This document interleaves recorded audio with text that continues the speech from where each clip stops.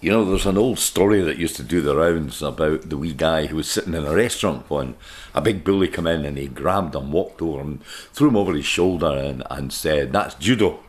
I picked it up in Japan." Next he hit him right in the back of the head and he said, "That's karate. I picked it up in Japan as well." And the wee guy squirmed away from the big bully and went out to his van, and he come back in and he went up to the bully and cracked him over the head with a crowbar. And he said, "I picked that up in B&Q."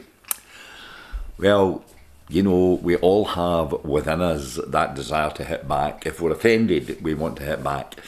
Peter the disciple once came to Jesus and he said, "Lord, how many times should I forgive anybody who offends me?"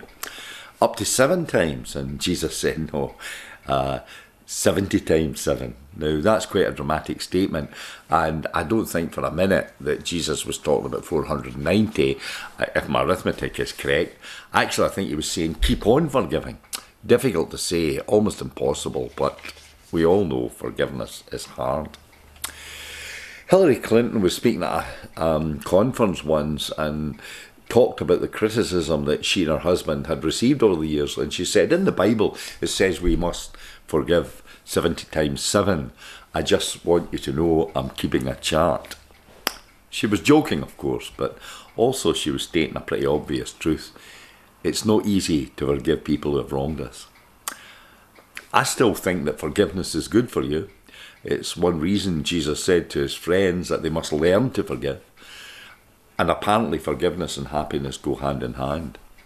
The University of Michigan once published some research in which they said forgiveness was the behaviour most strongly linked to happiness. That's quite extraordinary. Really indicating you can never be happy if you have a resentment towards some person.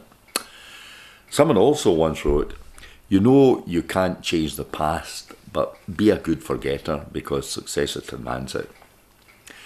Martin Niemöller was a Nazi prisoner of war, and he learned the meaning of forgiveness from his prison experience. Through his cell windows, he used to see those who were being put to death, and he began to ask himself, what will I do if that happens to me? Will I curse? Will I lash out? And then he said, well, my goodness, if that had happened, if Jesus had done that, there would be no gospel. I think it was Mark Twain that once said when he was 17 he thought his father was an idiot. When he was 21 he was surprised how much his dad had learned in 4 years. Well, I never had that negative opinion about my father, but I don't think he ever fell out with anybody in his life. It's quite extraordinary. He wasn't a doormat, but he just refused to let hurts or disagreements take over his life. I had a very dear friend and we were very close. He was a great guy, but certain events took place and we kind of grew apart. And I suppose, in reflection, he thought I'd let him down and I thought he had let me down. But one day I thought, whatever the rights or the wrongs, it really doesn't matter. And so the first step was taken and the rift was healed. I ask you today, as I've done before, think of the person who most needs your forgiveness and just take that first step. When we forgive, families are healed, marriages, friendships restored. How many times shall we forgive? If we're followers of Jesus, I think it just takes as many times as it takes. Thanks for listening to me again, and God bless you this week and always. When peace like a river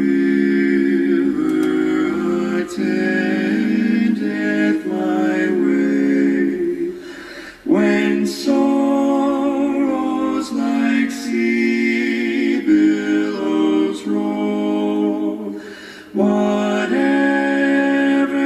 my lot thou hast taught me to say, it is well with my soul. It is well with my soul.